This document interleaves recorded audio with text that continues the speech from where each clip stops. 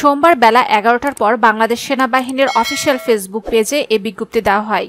বিজ্ঞপ্তিতে বলা হয়, গতকাল রোববার আইনশৃঙ্খলা রক্ষায় মোতায়েনরত সেনা সদস্যরা বাংলাদেশ সচিবালয় এলাকার সার্বিক নিরাপত্তা নিশ্চিতকল্পে বিভিন্ন গুরুত্বপূর্ণ স্থানে এবং সচিবালয়ের সব গেটে নিরাপত্তা ব্যবস্থা জোরদার করে। এদিন বিভিন্ন সময়ে আনুমানিক 10,000 আনসার সদস্য একত্র হয়ে বাংলাদেশ সচিবালয় ঘেরাও করে অন্তর্বর্তীকালীন সরকারের 7 জন উপদেষ্টা সহ সচিবালয়ের অন্যান্য ঊর্ধ্বতন কর্মকর্তাদের জিম্মি করে রাখে। উত্তেজিত আনসার সদস্যদের শান্ত করার জন্য বিকেলে মহাপরিচালক আনসার ও ভিডিপি সচিবালয়ে আগমন করেন এবং আনসার সদস্যদের সব দাবি মেনে নেন।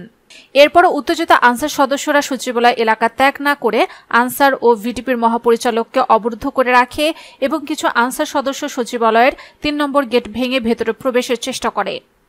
এ সময় উত্তেজিত আনসার সদস্যরা ঘটনাস্থলে উপস্থিত ছাত্রদের উপর অতর্কিত হামলা করে এবং সচিবালয়ের নিরাপত্তায় নিয়োজিত সেনাবাহিনীর টহলের উপর ইটপাটকেল নিক্ষেপ সহ লাঠি দ্বারা আঘাত করে।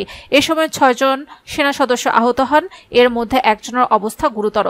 এমত অবস্থায় পরিস্থিতি নিয়ন্ত্রণে আনার জন্য মোতায়েনরত সেনা সদস্যরা ধৈর্য সহকারে আনসার সদস্যদের সঙ্গে এঙ্গেজমেন্ট করার সত্ত্বেও উত্তেজিত আনসাররা নিবৃত্ত না হলে আকাশের দিকে 27 রাউন্ড ফাঁকা গুলি ছোড়ে। পরবর্তীতে বাংলাদেশ সচিবালয় এলাকায় অতিরিক্ত সেনা মোতায়েন করে আনসারদের ছত্রভঙ্গ করে পরিস্থিতি নিয়ন্ত্রণে নিয়ে আসে। এরপর সচিবালয়ে অবরুদ্ধ অন্তর্বর্তীকালীন সরকারের 7 উপদেষ্টা, ডিজি আনসার, আইনশৃঙ্খলা রক্ষাকারী বাহিনীর ঊর্ধ্বতন কর্মকর্তা এবং সচিবালয়ের সকল কর্মকর্তারা সেনাবাহিনীর সহায়তায় সচিবালয় এলাকার নিরাপদ ত্যাগ করেন। মোতায়েনরত সেনা সদস্যরা সচিবালয়ের অনুপ্রবেশকারী এবং পরবর্তীতে জীবন রক্ষায় নিরাপদ আশ্রয় প্রার্থনাকারী কিছু সংখ্যক আনসার সদস্যকে নিয়ন্ত্রণে নেয় এবং তাদেরকে পুলিশের নিকট হস্তান্তর করা হয়।